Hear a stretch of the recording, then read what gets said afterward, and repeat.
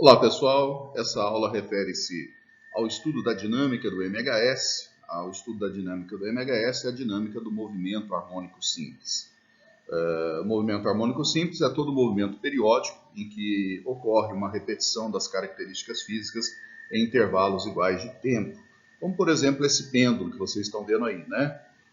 Esse pêndulo oscilando é um exemplo de MHS, um pêndulo simples. Poderia ser um oscilador massa-mola também, um corpo preso a uma mola, né, que fica oscilando num vai e vem, também é um exemplo de MHS. Né? E nós vamos ver outras situações aí ao longo desse nosso estudo, dessa nossa aula de dinâmica do MHS. Então, o nosso foco vai ser o estudo de forças e de energias desse tipo de movimento, ok?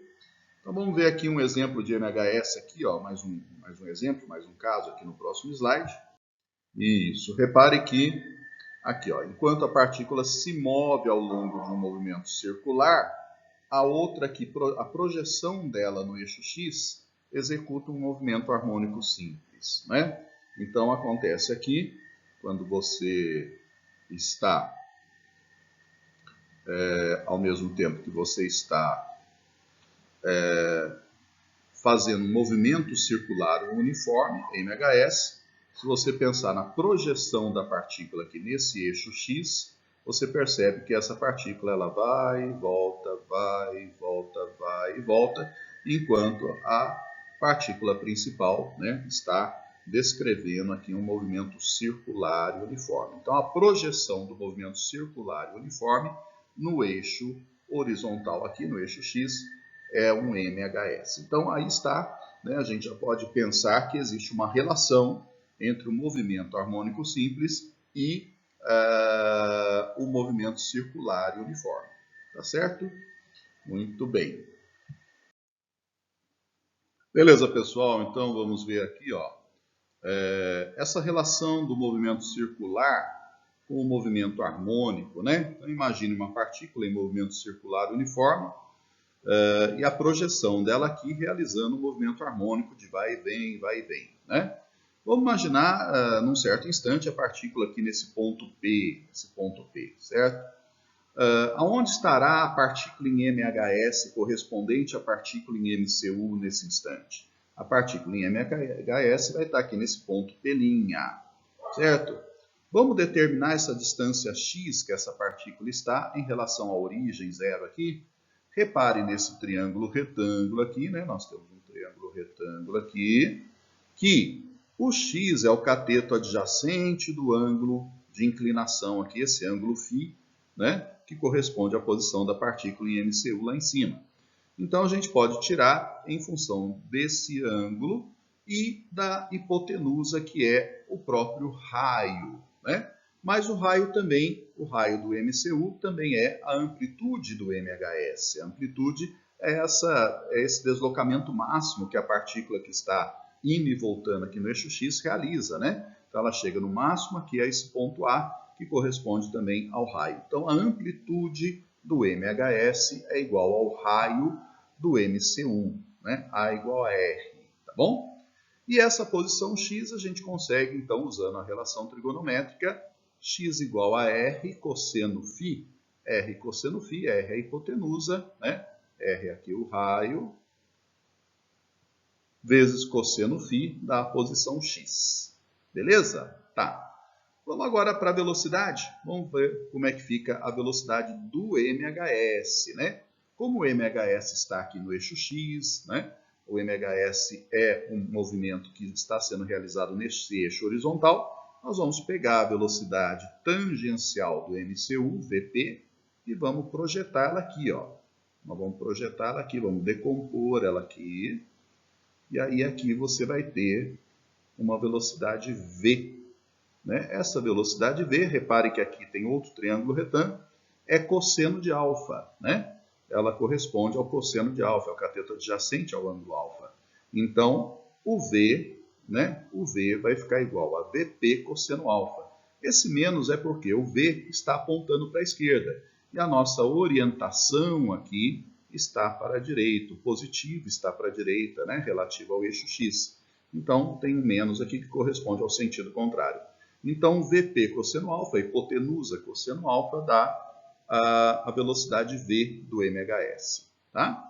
Só que a velocidade linear pode ser trocada por angular vezes raio. Lembra disso? V igual a ômega R.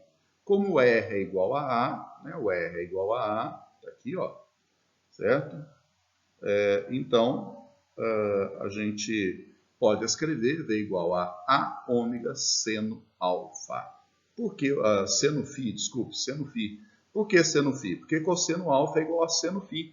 Alfa mais φ equivalem, alfa mais φ dá 90 graus, são complementares. Então, o cosseno de um é igual ao seno do outro, né? Cosseno de alfa, o cosseno de alfa é igual ao seno de φ. Para ficar tudo em função do mesmo ângulo, tá? Então, para o movimento harmônico, a velocidade é dada por menos amplitude vezes angular vezes seno φ. Tá ok? E agora vamos para a aceleração. Vamos pegar a aceleração aqui, ó. Deixa eu mudar aqui de cor. Vamos pegar a aceleração, que é a aceleração centrípeta aqui, né? Certo? Aponta para o centro. Vamos também projetá-la, vamos decompô-la aqui na direção x. Então, nós vamos ter uma componente aqui, uma componente da aceleração, que eu vou chamar de A, né? Que eu vou chamar de A. E essa aceleração A é o cateto adjacente nesse novo triângulo retângulo amarelinho aqui, ó, o cateto adjacente de φ. Então, a aceleração A, aqui está sendo chamada de ômega, né? De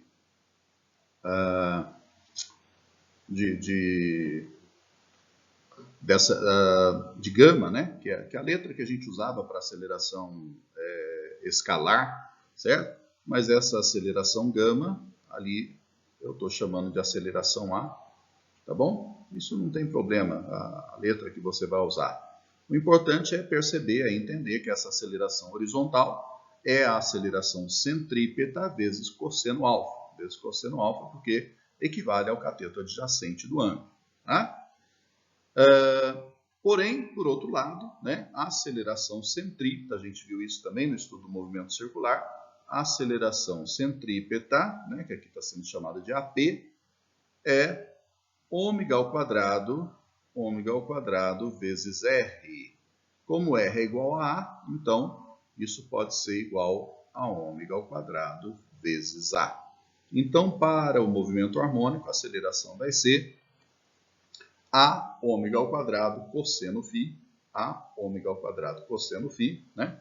O negativo também, pelo mesmo motivo da velocidade, é pelo fato de estarem apontando no sentido contrário ao sentido positivo. Beleza?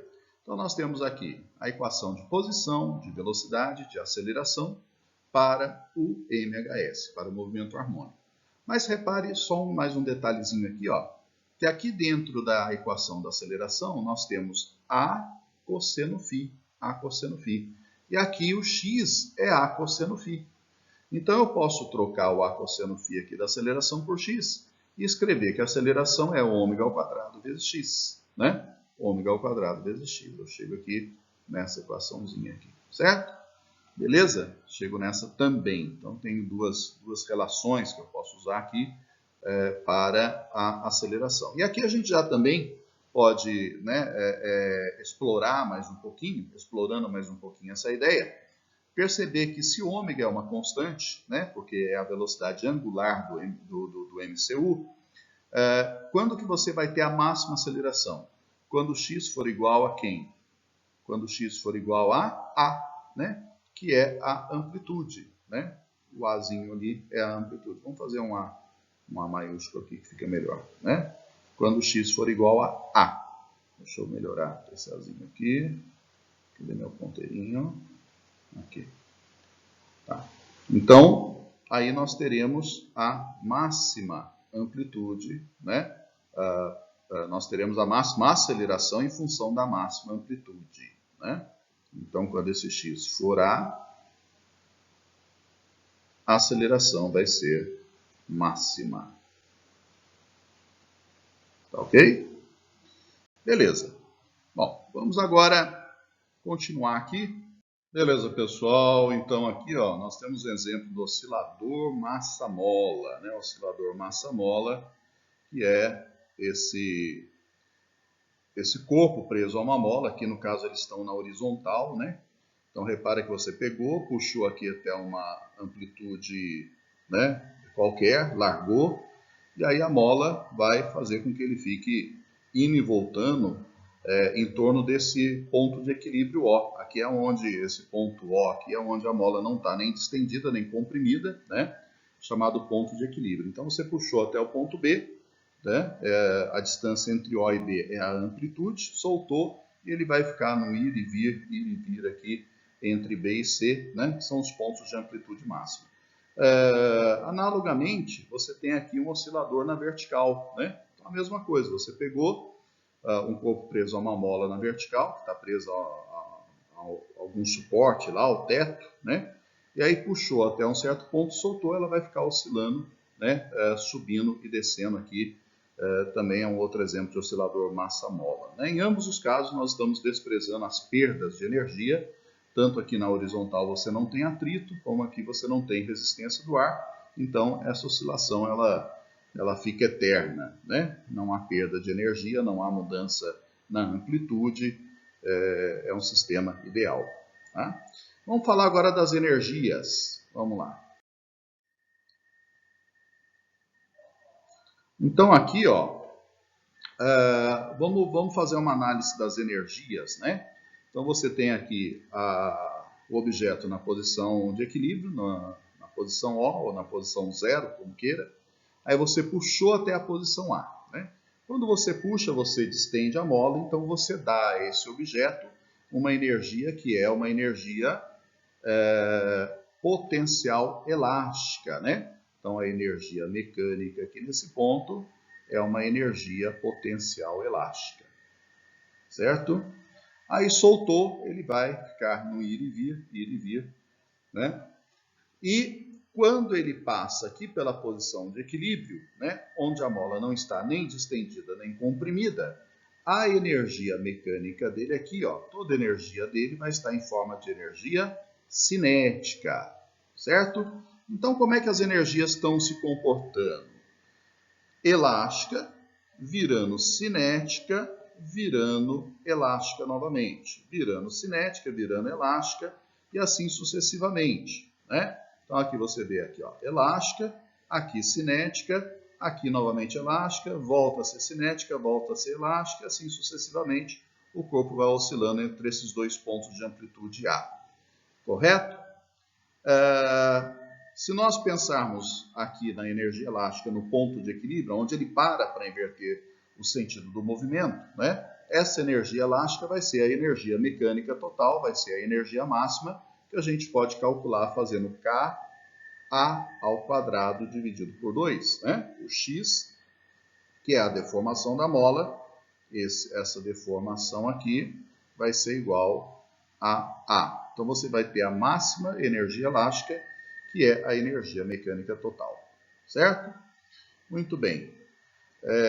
Vamos ver essas energias aqui graficamente. Vamos ver essas energias graficamente, como é que se comporta. Olha só, aqui a gente tem o gráfico da energia mecânica, que é constante, né? A energia mecânica ela não muda, né? Que é o total das energias, e a potencial elástica, que é essa parábola com concavidade para baixo, e a cinética, que é essa parábola com concavidade para cima. Repare que quando a potencial elástica vai diminuindo, a cinética vai aumentando. Quer dizer que, na verdade, uma vai trocando com a outra, né? Vai havendo uma troca de uma pela outra, né? A cinética vai virando potencial elástica, assim sucessivamente.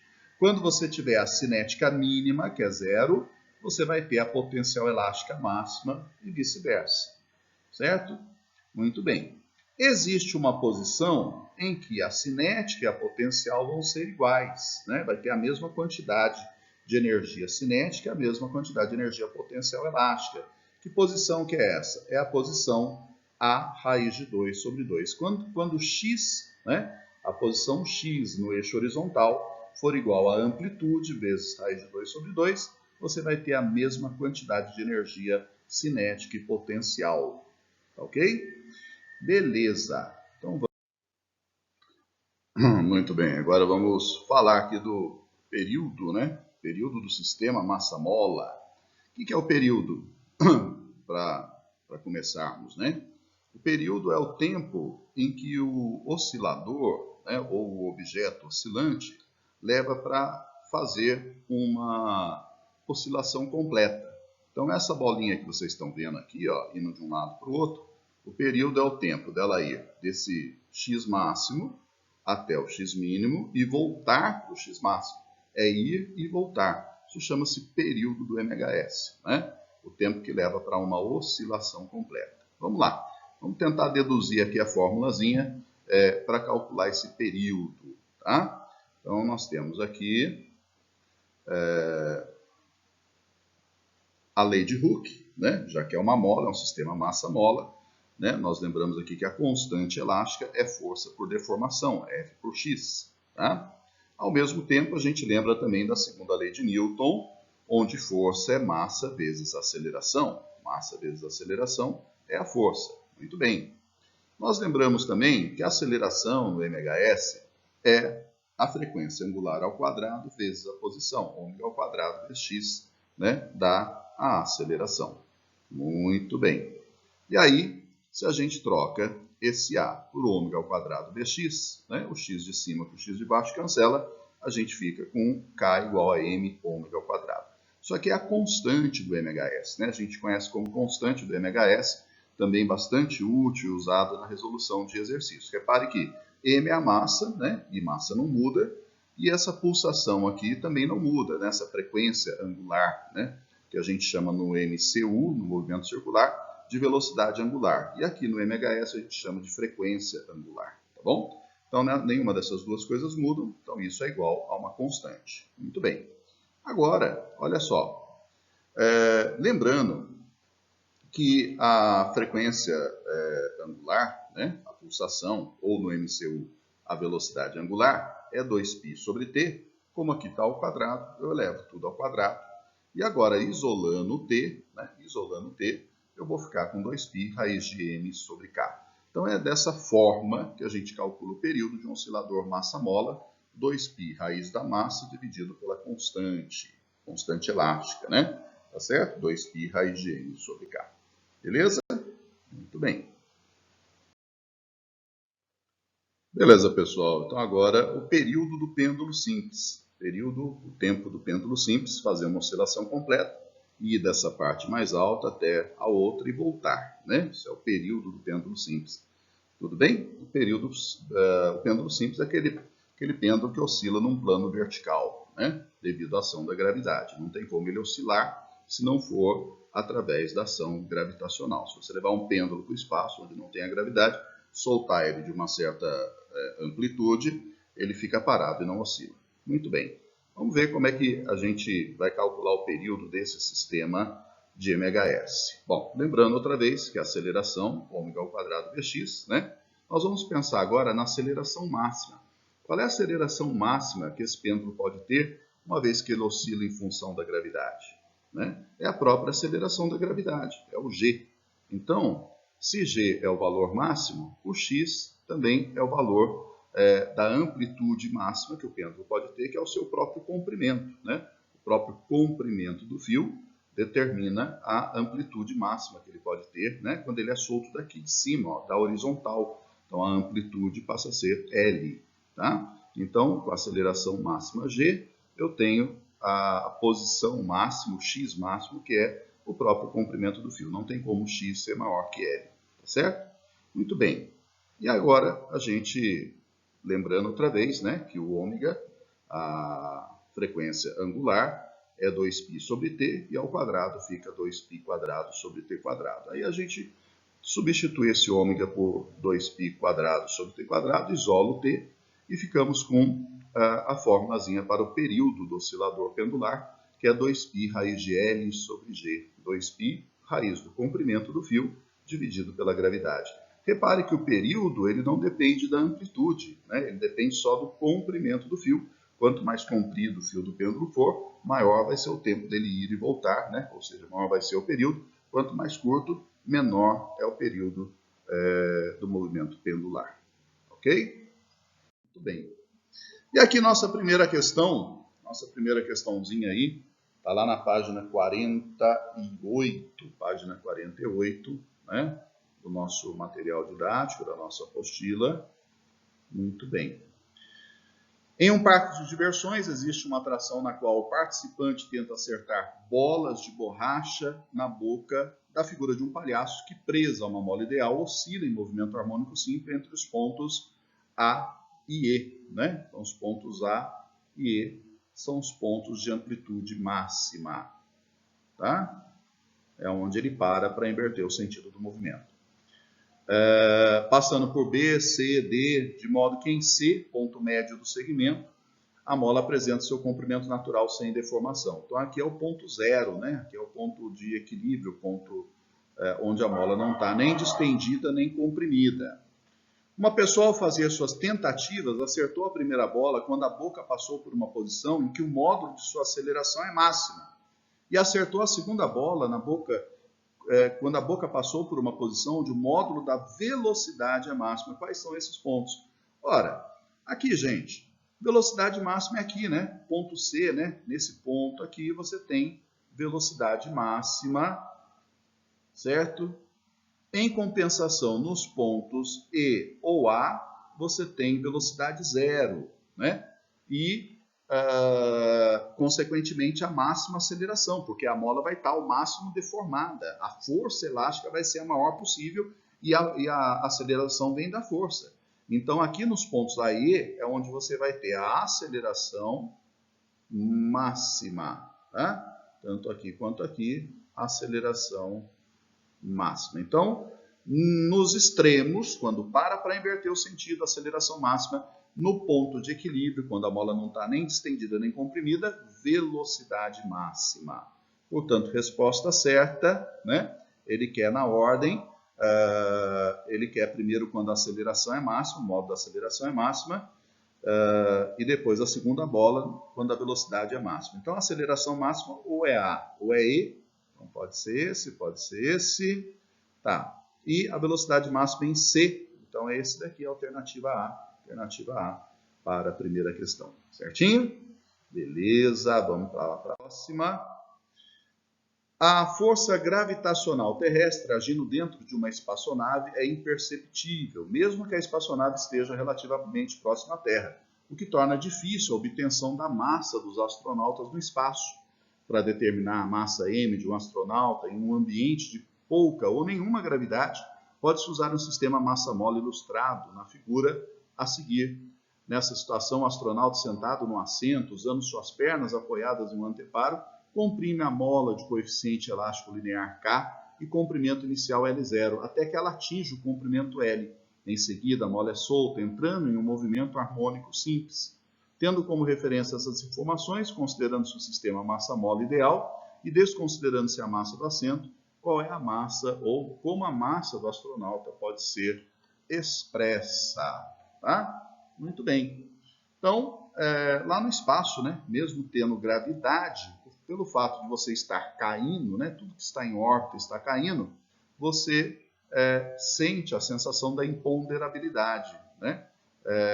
Você caindo, não adianta você querer estar em cima de uma balança que ela não vai registrar o seu peso.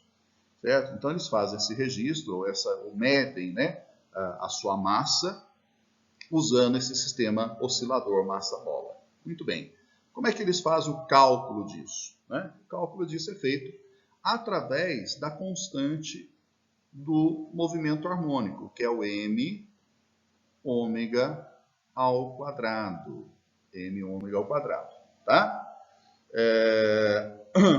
Quando você troca o ômega, velocidade angular, né, vamos lembrar aqui lá do movimento circular, velocidade angular, é 2π sobre t ou 2π vezes f. 2π vezes f.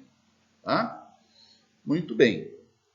Se eu trocar o ômega por 2πf, ao quadrado vai ficar 4π quadrado f quadrado. Certinho? Portanto, isolando a massa, nós vamos obter aqui o K dividido por 4 π quadrado F quadrado. Portanto, né, para você obter a massa da pessoa, você precisa saber da constante elástica da mola, certo?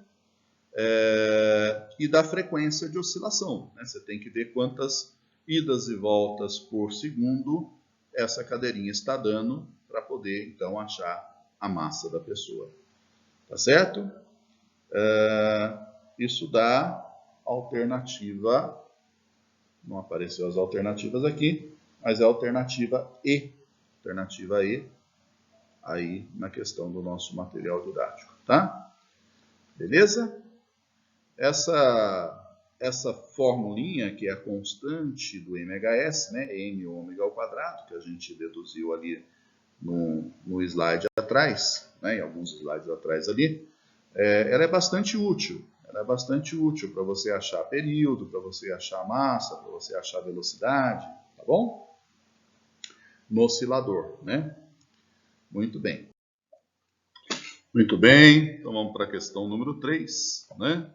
Aí na sequência, um bloco está sobre uma mesa horizontal que oscila para a esquerda e para a direita em um movimento harmônico simples, um MHS com amplitude de 10 centímetros. Determine a máxima frequência de oscilação para que o bloco não deslize, considerando-se o coeficiente de atrito entre o bloco e a mesa 0,6. Né? Então nós temos aqui uma amplitude, né? Uma amplitude de oscilação que é de 10 centímetros. Temos um coeficiente de atrito, que é 0,6, certo?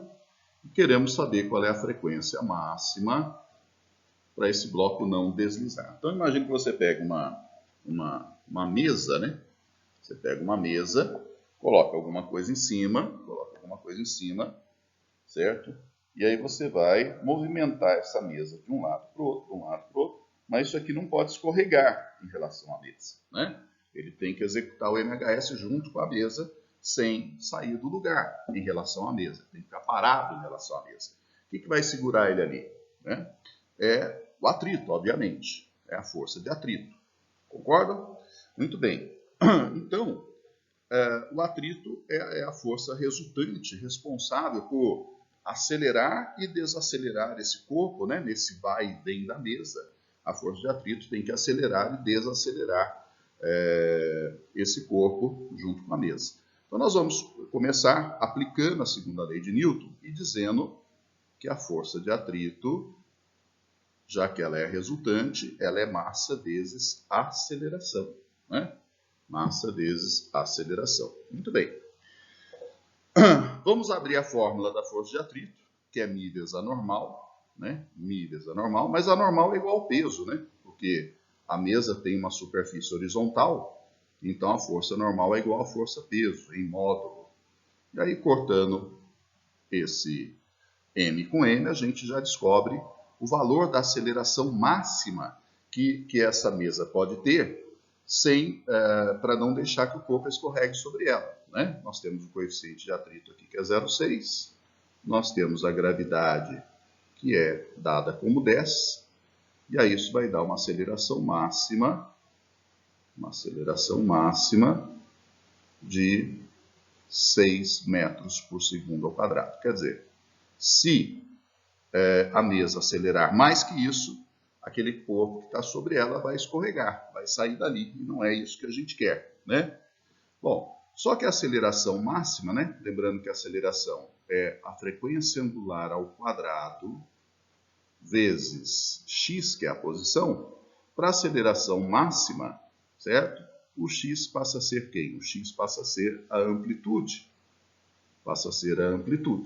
Né? Deixa eu só trocar a letrinha que eu usei aqui para amplitude. Eu usei o azinho, mas eu vou trocar pelo azão, porque o azinho eu já estou usando para representar a aceleração. Né? Então, ficou assim. Tudo bem? Beleza. Aí, esse ômega, né, nós podemos trocar por 2πf. 2πf em vez de 2π sobre t, eu tiro o t de baixo, que é o período, coloco o f em cima, né? E ao quadrado vai ficar 4π quadrado vezes f quadrado, vezes a. Né? Tá aqui o f que a gente está querendo, Então vamos pegar o valor da aceleração máxima aqui, que deu 6, né? Aqui 4 vezes π quadrado, f quadrado, e a amplitude, que nós vamos passar para metros, né? A gente não pode usar centímetro ali, estamos trabalhando tudo no sistema internacional, né? Aceleração em metro por segundo ao quadrado. Então eu divido por 100 e 10 centímetros equivale a 0,1 metros. 0,1 metros. Beleza. Vamos isolar o f agora. E o f ao quadrado vai ficar igual a 6 dividido por 0,4 π quadrado. 0,4 π quadrado.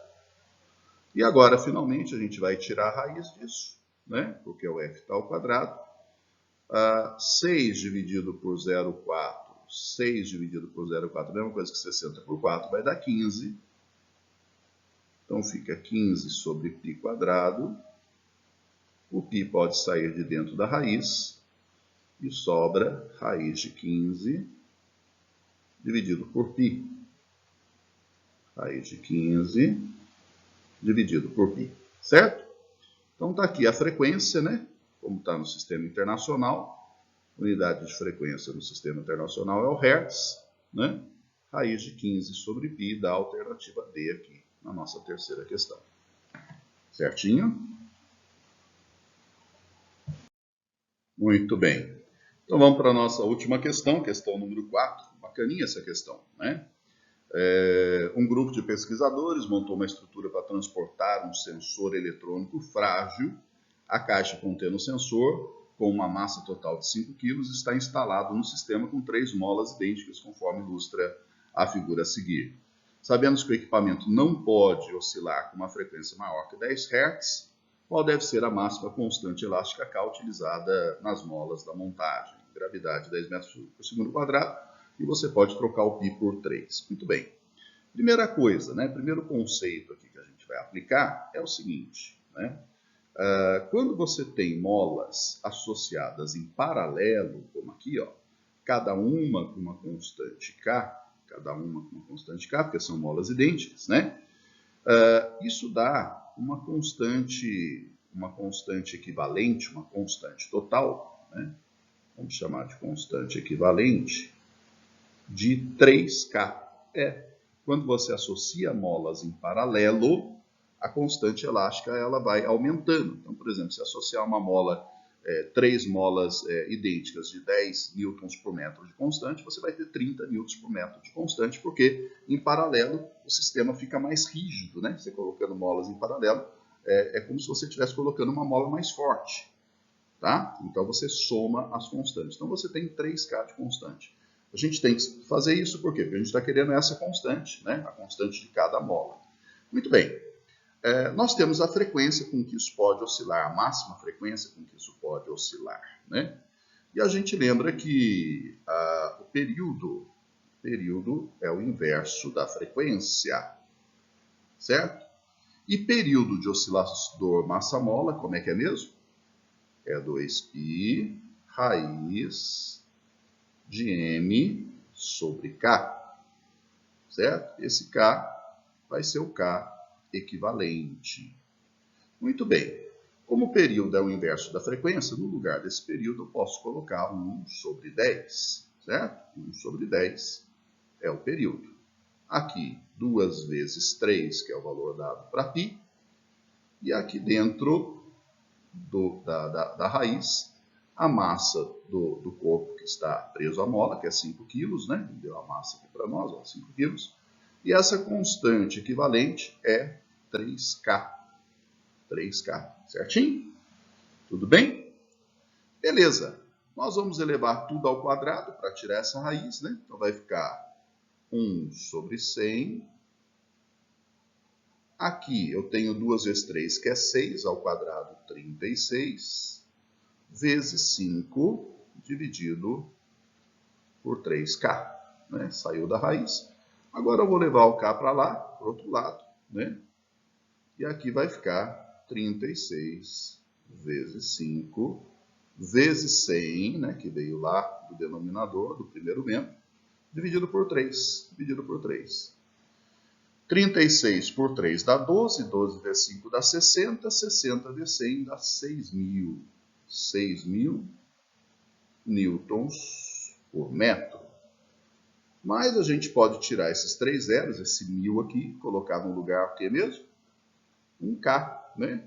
Então, 6 kN por metro também expressa a mesma quantidade. E esta é a constante elástica máxima que as molas podem ter para que ele oscile dentro dessa frequência máxima, certo? 6 kN por metro, alternativa A. Muito bem, minha gente. Está aí, então, as nossas questõezinhas de NHS, a nossa aula de NHS.